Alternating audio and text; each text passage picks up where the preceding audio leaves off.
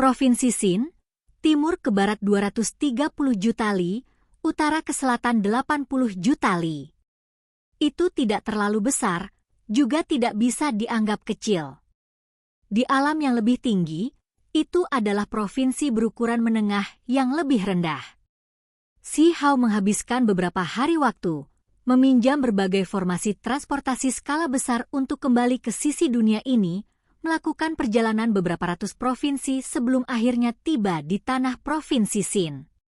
Xi Hao berjalan keluar dari altar bersama dengan beberapa pelancong. Gerbang kekosongan di belakangnya tertutup. Dia mengukur pemandangan di sekitarnya, ingin memahami sedikit tentang tempat ini. Dia sudah bisa mendapatkan beberapa petunjuk dari sebuah kota. Kota Mulberry, tempat dengan esensi spiritual yang jarang. Seluruh kota terutama berwarna coklat keabu-abuan dan terbuat dari batu-batu besar. Itu tampak agak primitif. Tanah bergetar. Beberapa individu berkepala gajah berjalan melewatinya, tubuh mereka yang besar membuat jalanan berguncang. Kulit mereka berwarna hijau kebiruan dan penuh noda darah. Ada borgol dan besi kaki di tangan dan kaki mereka. Ini adalah budak. Mereka baru saja dibeli dan saat ini sedang digiring pergi. Saat di udara, angin kencang bertiup. Beberapa lusin kelelawar iblis terbang ke udara seperti Pterosaurus, memancarkan sejenis aura mengerikan. Mereka semua tunggangan, saat ini membawa orang ke kejauhan. Ini semua hanya apa yang Xi Hao lihat dari altar, pemandangan acak yang dia lihat segera. Kota Mulberry membawa sejenis aura primitif. Dibandingkan dengan kota-kota besar di provinsi-provinsi besar lainnya, tampaknya tertinggal dalam pembangunan. Sangat kurang dalam esensi spiritual. Tempat ini tidak terlalu cocok untuk tempat tinggal jangka panjang. Seseorang mengerutkan kening dan berkata, karena memungkinkan lintas provinsi, formasi transportasi yang hebat ini sudah akan mengirim setidaknya beberapa ribu orang dengan setiap pengiriman, atau jika tidak, itu tidak akan sepadan. Ketika sekelompok besar orang berjalan keluar, mereka merasa agak kecewa di kota besar ini. Jangan merasa begitu kecewa.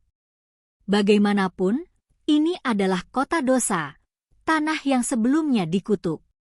Apa yang Anda harapkan? Suatu tempat megah yang penuh dengan pegunungan spiritual dan air yang jernih? Cukup puas dengan apa adanya. Seseorang berkata. Ketika Xi Hao mendengar ini, dia mengerutkan kening. Lingkungan hidup tempat ini tidak terlalu bagus. Mengapa itu menjadi tanah terkutuk? Xi Hao ingin tahu bagaimana ini bisa terjadi. Itu karena disinilah keturunan makhluk dari alam bawah berkumpul. Dulu, beberapa tahanan yang kuat, serta keturunan dari keberadaan setan yang hebat dari alam bawah diasingkan di sini. Darah orang berdosa mengalir melalui mereka, menyebabkan provinsi ini dikutuk. Seorang penatua berkata. Xi Hao mengepalkan tinjunya, dan kemudian dia mengendurkannya. Dia mengajukan beberapa pertanyaan lagi, berhati-hati untuk tidak menimbulkan keraguan.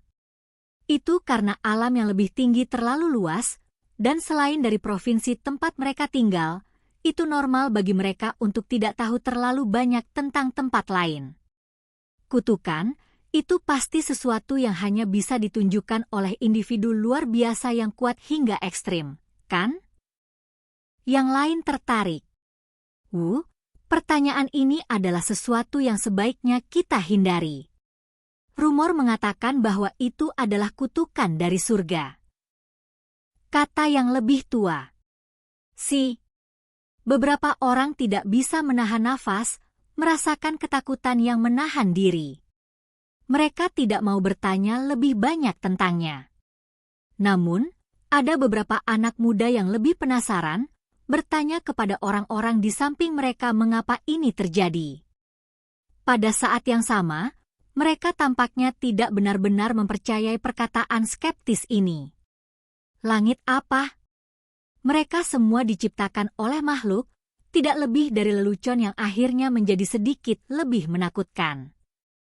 Seseorang bergumam, tidak terlalu mempercayai legenda ini. Benar, ada beberapa rumor bahwa itu terkait dengan beberapa sekte kuno yang telah menghilang atau bersembunyi di dunia ini. Saat itu, beberapa keberadaan terlarang dari warisan ini bergandengan tangan untuk menciptakan kutukan ini. Ini adalah rumor. Beberapa orang berdebat dan berdiskusi di antara mereka sendiri. Saya katakan, semuanya, sekarang setelah kita tiba di tempat ini, masih lebih baik jika kita berhenti mengobrol tentang topik tabu ini. Kalau tidak, jika sesuatu yang buruk terjadi, kita mungkin memicu bencana besar. Seorang pria paruh baya yang agak tenang memperingatkan. Kota Mulberry sangat besar. Itu terbuat dari batu, dan bahkan permukaan tanahnya terbuat dari bahan batu, memberikan kota itu perasaan yang agak kuno dan buas. Setelah berjalan keluar dari formasi transportasi dan memasuki kota, kebanyakan orang bubar, tidak lagi bergerak bersama.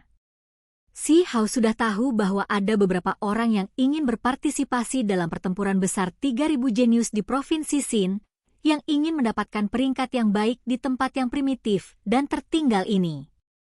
Itu karena jumlah pendatang ke Immortal Ancient terbatas. Para pembudidaya dari berbagai sekte semuanya memikirkan cara untuk masuk, mencoba untuk mengakhiri melalui provinsi yang relatif lebih lemah untuk mendapatkan kualifikasi. Provinsi Xin adalah tujuan dari banyak ahli tertinggi. Sejumlah besar orang berkumpul di sini. Mulberry City hanyalah sebagian kecil dari efek ini. Kota-kota lain di provinsi ini sudah dipenuhi oleh orang luar, sehingga sulit bagi provinsi ini untuk menjadi damai kembali. Tempat ini cukup gelisah. Dengan begitu banyak orang yang berpartisipasi, apakah ada gunanya? Si Hao bertanya pada seseorang di sebelahnya. Itu karena orang-orang yang datang untuk berpartisipasi dari provinsi lain tidak ada habisnya, tidak ragu-ragu untuk lintas provinsi semua demi hak kualifikasi akhir. Namun, hanya satu orang yang bisa menjadi nomor satu di bawah langit. Si Hao merasa seperti berkerumun seperti ini tidak sepadan sama sekali. Tahap awal tidak begitu berbahaya, dan para pembudidaya dari sekte yang berbeda semua memahami diri mereka sendiri, mengetahui status mereka sendiri. Mereka tidak akan melawan orang-orang aneh, bakat luar biasa, dan lain-lain. Jika mereka mengalami kemalangan karena benar-benar bertemu dengan mereka, mereka akan segera menyerah. Semua orang hanya masuk untuk kesempatan lain di Immortal Ancient. Ada terlalu banyak objek ilahi, cukup untuk membuat semua mata sekte ini merah. Cukup jelas bahwa mereka yang berpartisipasi memiliki tujuan yang berbeda. Hanya sedikit orang yang bercita-cita menjadi nomor satu, sementara banyak ahli tertinggi hanya ingin masuk untuk mengambil obat-obatan, mendapatkan warisan, dan hal-hal lain. Di antara mereka, tidak hanya ada buku tulang yang tersisa, harta rahasia, dan hal-hal lain yang ditinggalkan oleh generasi jenius masa lalu, ada juga teks abadi, dan bahkan lebih banyak lagi Saintwood, benih abadi, dan hal-hal yang akan membuat master sekte menjadi gila. Satu orang menghela nafas dan berkata, ada orang yang menggali harta abadi, yang lain memperoleh buku surgawi tanpa kata, dan bahkan ada beberapa yang meninggalkan tempat itu sebagai dewa surgawi setelah memakan buah dewa surgawi. Orang lain mengangguk dan berkata, bahkan ada orang yang menemukan telur naga sejati, sarang Phoenix abadi di dalamnya. Hal-hal yang menentang surga berada di luar imajinasi Anda. Bukannya itu tidak ada, tetapi Anda bahkan tidak bisa membayangkannya. Tidak mungkin Si Hao tidak terkejut. Apakah benar-benar ada begitu banyak surga yang menentang hal-hal di dalam? Ini tidak mungkin rumor palsu yang sengaja disebarkan, kan? Ini bukan. Paling tidak, saya tahu bahwa beberapa orang aneh warisan besar kuno, setelah peringkat pertama, masuk ke hibernasi. Selama tahun-tahun tanpa akhir, dia telah berpartisipasi 4 atau 5 kali. Selain keberuntungan alami terbesar, itu juga karena gua naga tersegel ditemukan yang melonjak dengan energi kacau. Ada telur naga sejati di dalamnya. Kamu bahkan tahu tentang hal semacam ini? Si Hao tampaknya tidak percaya padanya. Tidak ada tembok di dunia ini tanpa celah, dan bukan dia sendiri yang menemukan ini. Beberapa sekte besar tahu tentang ini sekarang, dan ada master sekte yang bahkan secara pribadi membicarakannya. Ketika si Hao mendengar tentang ini, dia terdiam. Setelah memasuki Immortal Ancient, dia harus mempertaruhkan semuanya sampai akhir. Ini dihitung sebagai apa? Ada orang yang menemukan kolam darah Phoenix. Semua darah esensi dari Phoenix sejati terkandung di dalam kolam abadi itu. Selama seseorang bisa memasukinya, pencapaian masa depan mereka tidak akan terbayangkan. Itu karena setetes darah asli Phoenix akan memungkinkan seseorang untuk mengalami kelahiran kembali, sementara kolam immortal kuno berisi semua darahnya yang berharga. Bahkan jika pembudidaya seperti biksu kuno muncul, hati fana mereka akan tergerak, apalagi si Hao. Dia berpisah dengan orang itu. Dia adalah seorang Faudie untuk memulai, dan Immortal Ancient memiliki banyak hal. Pada saat ini, dia sudah sangat tidak sabar, ingin segera masuk ke dalam. Begitu banyak peluang alam yang luar biasa. Aku, batu takdir, pasti akan bangkit setelah masuk dan menerangi 1000 orang dahulu. Batu pemogokan ilahi meneteskan air liur di dalam rambut si Hao. Mulberry City adalah kota yang sangat besar. Sementara itu, si Hao menemukan bahwa semua penginapan sudah penuh, sebagian besar ditempati oleh para pembudidaya dari provinsi lain yang ingin merebut salah satu pintu masuk dari provinsi ini. Segera setelah itu, dia mengungkapkan ekspresi ketidakpuasan. Itu karena pakar tertinggi dari provinsi lain memperlakukan orang-orang dari provinsi Xin dengan sangat tidak hormat. Ini adalah tanah terkutuk, jadi di mata mereka, mereka semua adalah keturunan tahanan yang kejam. Banyak dari mereka memandang rendah orang-orang ini, memperlakukan provinsi ini dengan penghinaan. Keturunan dengan darah orang berdosa ditempatkan di sini, mengutuk seluruh provinsi besar. Orang bisa membayangkan surga macam apa yang meluapkan kejahatan yang dilakukan para tahanan ini. Saat itu, mereka seharusnya langsung membantai semua orang ini. Apa gunanya membiarkan mereka hidup-hidup? Ini adalah pendapat dari beberapa ekstremis.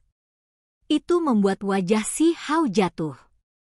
Terlepas dari itu, beberapa dari mereka adalah keturunan orang-orang yang berasal dari alam bawah.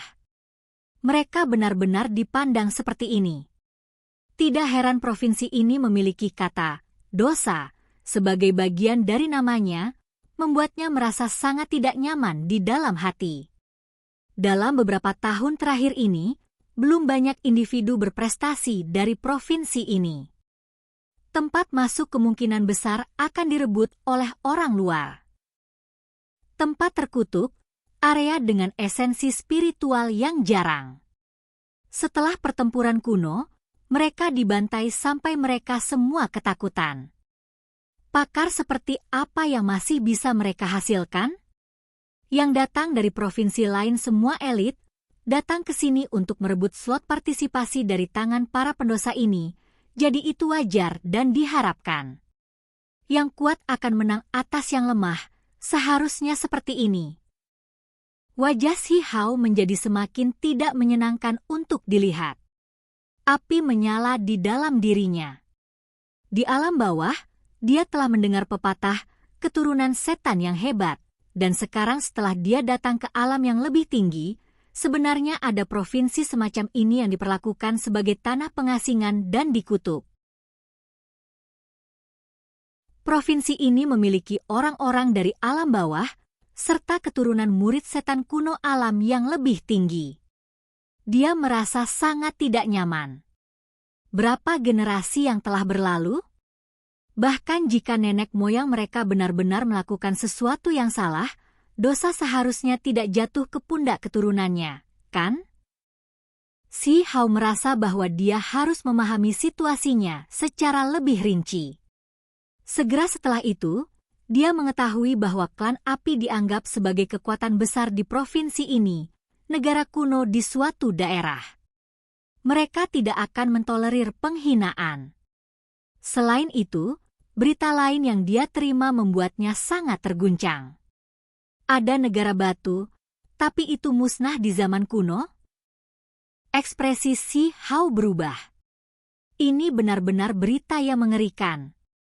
Jika prediksinya tidak salah, itu seharusnya negara kuno yang didirikan oleh leluhur klan batunya. Kenapa ini terjadi? Dia bertanya sekitar. Darah orang berdosa terlalu kuat, mengejutkan semua area. Itu dikutuk oleh surga, menyebabkan negara kuno ini menghilang ke udara tipis. Seseorang menjawab, "Bagaimana mungkin?" Si Hao pasti tidak percaya pepatah ini. SSST, pelankan suaramu sedikit. Stone Country berkembang di era kuno, menghasilkan beberapa individu tangguh yang cukup menakjubkan. Seseorang melihat tangan besar terulur dari langit, meratakan negara kuno ini dan mengubur klan itu. Seseorang berkata dengan misterius. Si Hao pergi ke kejauhan. Baginya, berita ini cukup buruk, membuatnya hampir meledak karena marah. Setelah mencari-cari, dia berhasil tiba di sisa-sisa Stone Clan. Tidak ada sehelai rumput pun yang tumbuh di sini, tempat yang benar-benar sunyi. Ada reruntuhan di mana-mana dengan sisa-sisa tembok yang rusak. Ini adalah area reruntuhan yang sangat besar. Ibu kota negara yang sangat besar sebelumnya menjulang di sini. Si Hao mondar-mandir di sini selama 2 hari, merasa marah dalam hati. Negara kuno ini secara tak terduga dimusnahkan dengan kejam, dihancurkan sepenuhnya. Itu terlalu kejam dan tanpa ampun. Akhirnya, di perbatasan sisa-sisa negara kuno ini, ia menemukan sebuah desa compang-camping. Setelah diperiksa lebih dekat, ia menemukan bahwa orang-orang ini dapat dianggap sebagai keturunan Stone Country. Sebenarnya menolak keadaan ini, dia memandang yang tua dan lemah, serta pemuda biasa. Mereka telah lama menjadi manusia, tidak memahami kultivasi. Mereka bisa bertahan dengan baik sebelumnya seperti klan lain, tetapi hanya karena nenek moyang klan batu mengetahui beberapa kebenaran, mereka memprovokasi bencana kehancuran. Ketika dia menemukan desa batu compang-camping lainnya, Si Hao tiba-tiba mendengar informasi mengejutkan ini dari mulut seorang tetua bermata kacau.